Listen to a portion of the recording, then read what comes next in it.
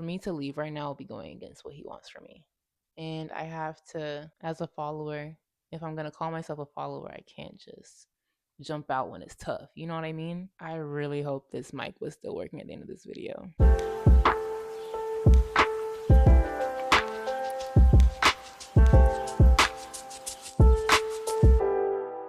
Hey guys, we're back with another video.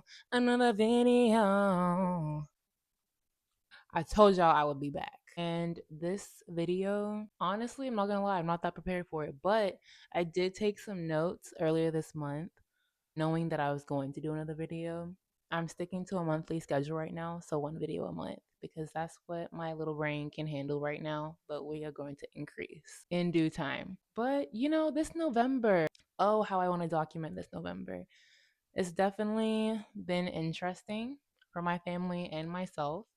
But we move with God, and we continue to put our best foot forward in every situation possible. But I'm just going to talk from my own personal, point of view, of course, because this is my channel, and I'm here to share my thoughts, experiences, and just me as I navigate this thing called life. Here we are. Let's just get into it, shall we? My first bullet point of this video, we got letting go and letting God let it happen. So I sold my car this month. And I know a lot of y'all don't know me, and maybe some of y'all didn't even know I had a car, but I had one. I got it in college, called her Juice. We were gin and juice. We sure were. And it was a really great move for me at the time. It helped with a lot of things, as a car would typically do. But unfortunately, it was a hot commodity and a hot target, I should say, for what was called the Kia Boys. I don't know if they're still moving around, but they were moving when I had that car. And just before I graduated, it got hit twice.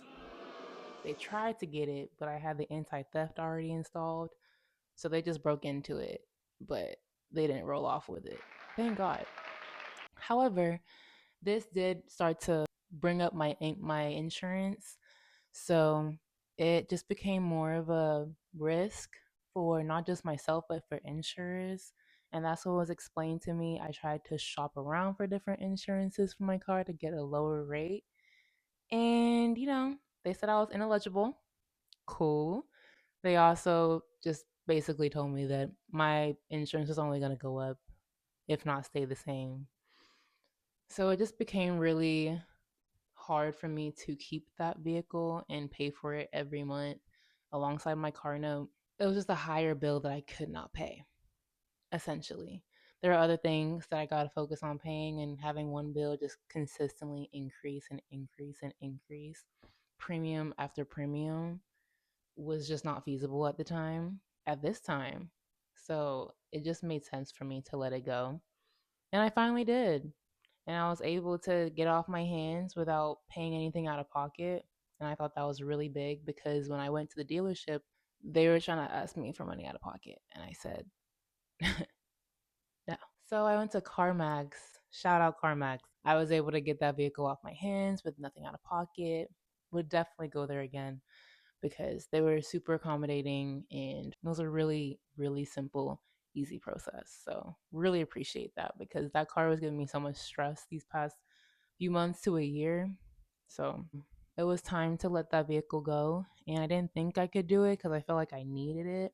But we have a family car that's almost paid off. So to be able to have, the money now that I was putting towards my car, to save that and also contribute to owning, our own car for the family, I just felt was a little more reasonable than spending all that money on a car that was really high risk and I probably wasn't going to keep in the long run anyway. But I'm sure someone else will enjoy that car. It just wasn't for me. And this whole letting go, letting God let it happen idea, it kind of taught me about the whens and the whys of life. Just not really understanding. You cannot possibly understand why or when something is going to happen. But when I think about if I were going to sell this car at a later date, or an earlier date, I should say, I don't know if I would have gotten the opportunity to have gotten the offer that I did now. Like, there was a reason it happened in this month of November versus July of 2 years ago, you know? I feel as though the way things line up never will make sense in the moment before it's actually meant to happen. That sounded like really cryptic, but if you get it, you get it. I guess I kind of want to talk about my appearance because it's just so in my face. It's so in our faces because I'm seeing this video just like y'all are going to see this video. I have my natural hair out and I have a love hate relationship with my hair. And I think it's partially to do with laziness, which is something that I am working on, but laziness specifically to do with just hair management and maintenance, natural hair maintenance. And I know I'm not the only girl with 4C, sometimes feels like 4D hair, but I cannot stand managing my hair. I recently got a treatment on it. I texturized it back in the summer and it's really helped with, wash days and just being able to put a comb through it essentially. However, when it comes to styling hair, I see styles that I like, but I also don't like a lot of product in my hair. So when I think about maybe a slick back, a ponytail, I feel like I can do those, but I don't like the washing it out, putting it back in.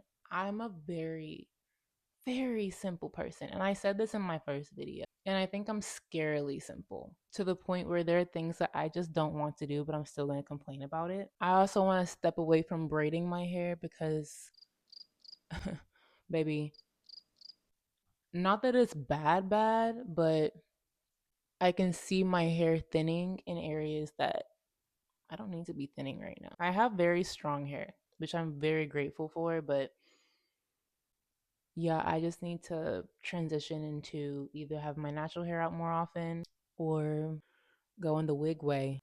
The what way? The wig way. I've done leave out weaves in the past, but a wig would be new. And I actually ordered my first wig today.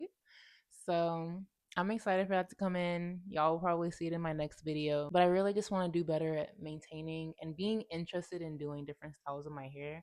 I'm being very open and vulnerable right now about my hair because I feel very self conscious about it. Just because I feel like I'm not willing enough to, be experimental with my hair because I don't want to deal with it. And I really want to know if there's anyone out there that feels the same way. Like, I still care to look different every day, look good, look cute, but I don't want to deal with it because I don't want to use the word lazy, but I really do want to enjoy doing my hair. And maybe I just need to repair myself with my hair because I think I just had bad experiences and I guess, associate my hair with just, I can't think of the word right now. But maybe I just need to rebuild my relationship with my hair. And I'm sure a lot of people have been there. This is just my first time kind of saying it out loud to myself and, on camera. That's something I'm going to work on. And I want to start with wigs, meaning I'm going to start doing the corner of my hair. And that's always useful to be able to do that like really well. I think I also want to learn to do other people's hair. And maybe that'll also help me just build a better relationship with natural hair, period. Because I just don't like hard work when it comes to my hair. But we'll get back to my content packet. So my last one's actually work related, and it is called "Peace That Makes No Sense to Others But Makes Sense to Me." This might be long, so I wanted to talk about my recent endeavors with work because, for one, I think I spoke in my last video. Maybe I did, maybe I didn't. Just about how I didn't expect to be in my job for as long as I have. But I can see why God has me still here because I have experienced a lot more than I thought I was going to at this job, at this company. And honestly, it tracks because one of the first things I was told about this company was how much they valued growth for their employees. So I say this to say there was almost a company switch that I was going to entertain. This happened like maybe a few weeks ago. But essentially, there were some disagreements and it resulted in some people choosing to seek other places of employment. And, these discussions I was a part of, and I was hearing the people that were considering these, other opportunities. And I was seeing how that would look for me to also consider those opportunities. And I almost did. I almost did. And I realized that I was really taking on the reasons of the people that had brought up these possibilities for other employment elsewhere. And as good as their reasons were, I had to realize that they weren't my reasons. And there was a reason, for the lack of a better word, that I was here in the first place, that I was at the company I'm at currently in the first place. That wasn't their reason. Hence, I shouldn't be listening to anyone else's reasons but my own, because my whole foundation is based off of what I'm doing here and how I got here. And that's how my story should end with them. It should end with my reason and my reason only.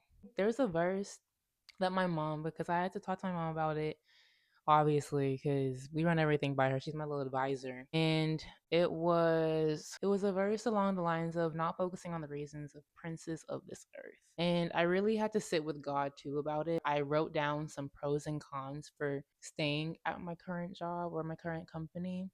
And the cons initially was outweighing the pros, but I hadn't considered, other than the obvious reasons that would be pros and cons, there were also my personal considerations to make that would add to that pros list. So one of them was that I didn't plan to switch to another ABA company or I didn't plan to switch to another ABA company before I started a role in clinical research. The goal was, the plan was, it's not a goal, it's a plan. It was to stay at that company and move straight into clinical research. And I don't want to ever give the idea that I'm just trying to bounce around wherever I go. Like, no, I want to stick to that plan. I don't want to go with the flow, go with where everybody else goes, follow everybody else. Like that's not what my path was. And that's not what my path is. And I had to really remind myself of that. And my mom talking about that verse reminded me of it, and kind of just sitting with God and being able to reestablish why he has me still here, because I realized what he was doing with me still being there. And then this happened, and then I was like, yeah, maybe I should move. But I was like, wait a second, he's doing something with me here. I need to ride this out, even if it makes no sense to the people around me why I'm staying. Because what is it? Peace that makes no sense to others does what? Peace that makes no sense to others but makes sense to me. That's literally what was happening. I spoke to him and I just felt this peace, like, oh, yeah, I'm supposed to be here. It looks crazy right now. I won't talk too much about it because, it's where I work, but I'm going to be here. I'm a, what's the word? I'm going to play my part in wherever this is going. It's something positive because God is in it, but for me to leave right now will be going against what he wants for me. And I have to stay true to that as a follower. If I'm going to call myself a follower, I can't just jump out when it's tough. You know what I mean? And that's what I did. And lo and behold, I got a promotion. I sure did. I got a promotion, and I think it was just because of how the events turned out. If I had decided to leave, I wouldn't have experienced that promotion and all the growth that comes with that role on its own.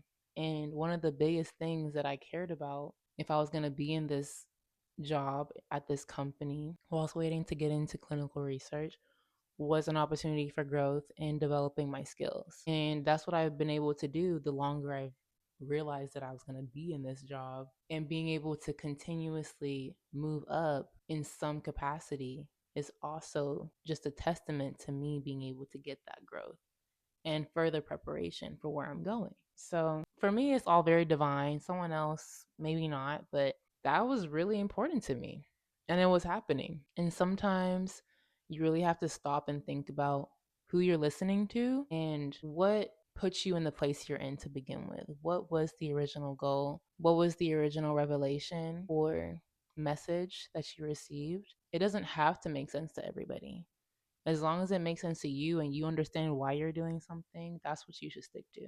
And it's really easy to forget that, especially when you have all these people talking around you. It's really easy. But one verse that has really stuck with me recently, especially this month, is Psalm 77:11. And just to paraphrase, it talks about remembering the miracles of long ago. And I use it to pray a lot because what did I put in here? I said, the time before the miracle is always the most uncertain you will be. And that goes for when something will happen, how it will happen, and if it will happen. And I've been thinking about that because even with this whole job, event, there are times where I was really uncertain, and I didn't understand why I was still just not content, but just okay with where I was. And it wasn't a matter of being okay, it was just a matter of knowing where I was going to be soon and how that miracle was going to unfold, and just having that trust that you have your reason, you have your why, you remember your goal, that revelation, what I was saying, and knowing that you're working towards that miracle that is about to, like, this is a miracle right here. Getting this promotion was a miracle, and I've received it. And the uncertainty that I had before with the whole people, like with people moving out of this role, of this company, sorry, me being upset about still being in this job 6 months ago and then having all this growth after that, like just being able to remember these things and see it and remember how you had these miracles, how you had all these great things happen, but the before, you're like, what's going on?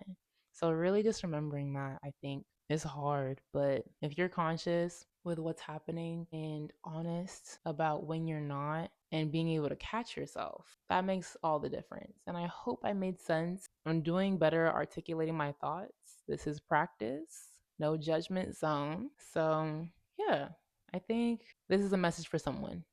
It was a message for me. And I'm glad that I'm still, getting that practice as far as remembering why I am somewhere and being able to trust the process. So I hope that touched someone. I hope you guys have a good rest of your week, evening, day, whatever time you're watching this video. And I hope to see you in the next one. Bye.